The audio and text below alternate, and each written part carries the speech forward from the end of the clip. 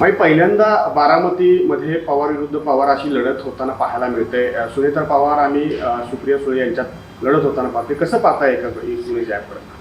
हेच तर मला असं मी कुटुंबातलीच आहे. म्हणजे अजून मला इतकी वर्ष लग्नाला झाली, 85 वय आज माझे.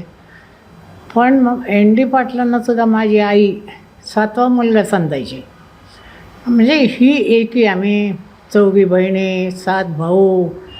ते वडाचं झाड आहे आणि आमच्या आईवडिलांनी त्याचा बुंदा पक्का केलेला आहे. एवढे चांगले संस्कार आम्हाला दिले. त्यामुळे लोकांना जे वाटतं की आमचं कुटुंब फुटेल, माझं वैयक्तिक मत आहे की मला नाही वाटत ते फुटेल.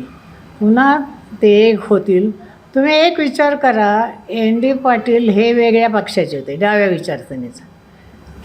शरद पवार हे वेगळ्या विचारसरणीचं, त्यांचा पक्ष वेगळा.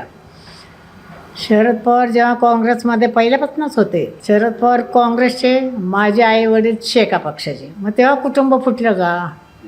आमच्या घरात विचार स्वातंत्र्य आहे.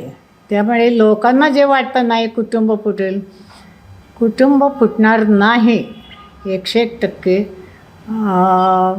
लोक मात्र विचार करून मतं देतील हे मला वाटतं. माई शेवटचा प्रश्न. चंद्रकांत पाटील म्हणतात की आम्हाला आणि आमच्या कार्यकर्त्यांना शरद पवारांचा पराभव खूप महत्त्वाचा आहे.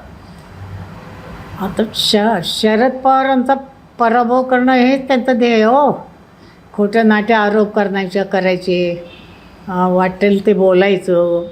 शरद पवारांवर खेड्यात फिरा तुम्ही, एवढं लोक प्रेम करतात. कारण आयुष्य त्यांचं, मी तर लहान माझ्या पाठचा आहे तो, मी पाहिले त्यांना. नेहमी मुलांच्या गराड्यात गोरगरीब पोरं त्याच्या भोवती असायची. असं त्यांनी प्रचंड काम केले. जवळजवळ पहिली 25 वर्ष ती घाणारी जीप होती त्याच्याकडे, धाड मी त्या जीपमध्ये बसलेले. ते लोक त्यांचं काम ओळखतात आणि यांनी कावल्याच्या शापाने काही गुरु मारत नाहीत. त्यामुळे किती नवस करो, अंबाबाईला जाओ, नाही तर आणि त्या अयोध्या आता मंदिर बांधलं आहे तिकडे जाओ. शरद पवार काही पडू शकत नाही आणि ते पडावे, त्यांना कमीपणा यावा असं त्यांना वाटतं. म्हणून तर त्यांनी आमचा अजित पवारला तिकडे घेऊन कोणाला तिकीट देतात माहीत नाही, पण असं म्हणतात की सुनेत्राला तिकीट दिलं आहे.